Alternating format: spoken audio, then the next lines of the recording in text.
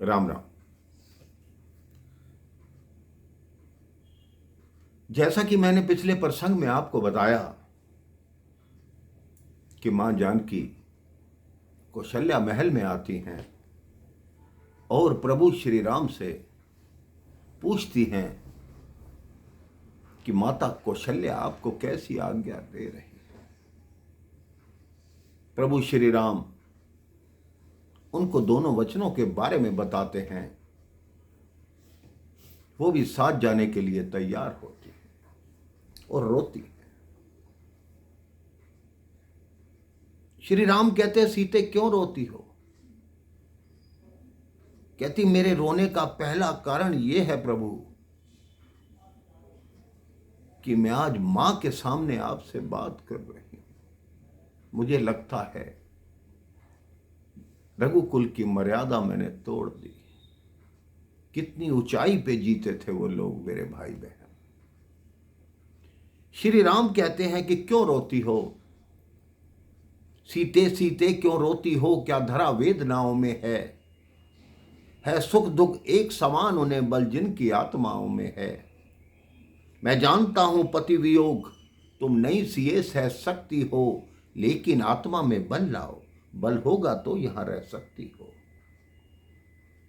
तब जानकी जी उत्तर देती है कि हे राघव, आप तो मेरी आत्मा हो, आत्मा तो क्या परमात्मा हो। अब लाज छोड़कर कहती हूं, चरणों के साथ चलूंगी मैं। यदि स्वामी बभूत रमाएंगे तो तन पे भस्म मलूंगी मैं। जीवात्मा जब चल देता है तो प्राणी का कल्याण कहां? ऐसा ही समझे प्राणनाथ, जब नाथ नहीं तो प्राण कहां। श्री राम फिर जानकी को समझाने का प्रयास करते हैं। हे जानकी, चलने को तो चल सकती हो, वनगमन तुम्हारे योग्य नहीं। हे राजमहल की राजवधू, ये भ्रमण तुम्हारे योग्य नहीं। ये कोमल तन सुकुमार कहां? वो कहां विपिन संकटमय है? वह व्यालों का, बाघों का और असुरों का भय है। प्रभु श्री राम ने मां जानकी को असुरों का नाम क्यों लिया? क्योंकि उनको ज्ञात था, मेरे भाई बहन, जानकी जी ही हैं जो आसुरी शक्तियों को मिटाने में उनकी सहायक सिद्ध होंगी। तो जानकी कहती है, प्रभु आप मुझे कहते हैं कि मैं कोमल हूं, क्या आपका तन बन जाने लायक है? क्या कहा जानकी कोमल है जो नहीं गमन के लायक है? तो जानकी नाथ क्या है कठोर, उनका तन बन के लायक है? कहने को हम अबलाए हैं, पर हम में कितने ही बल हैं। हम कठोर से भी हैं कठोर, हम कोमल से भी कोमल हैं।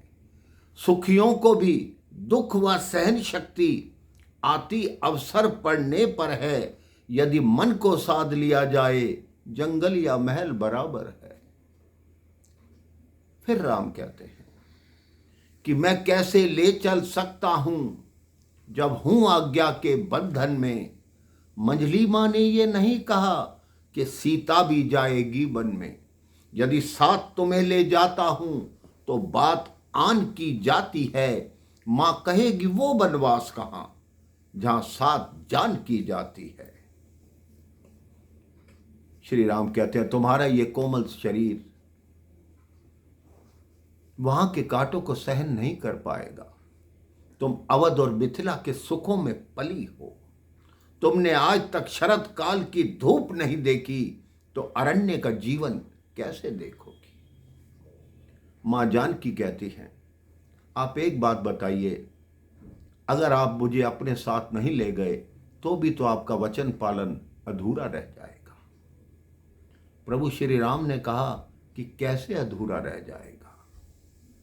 तो कैसे अधूरा रह जाएगा, ये मैं आपको अगले प्रसंग में बताता हूं। राम राम, जय श्री राम।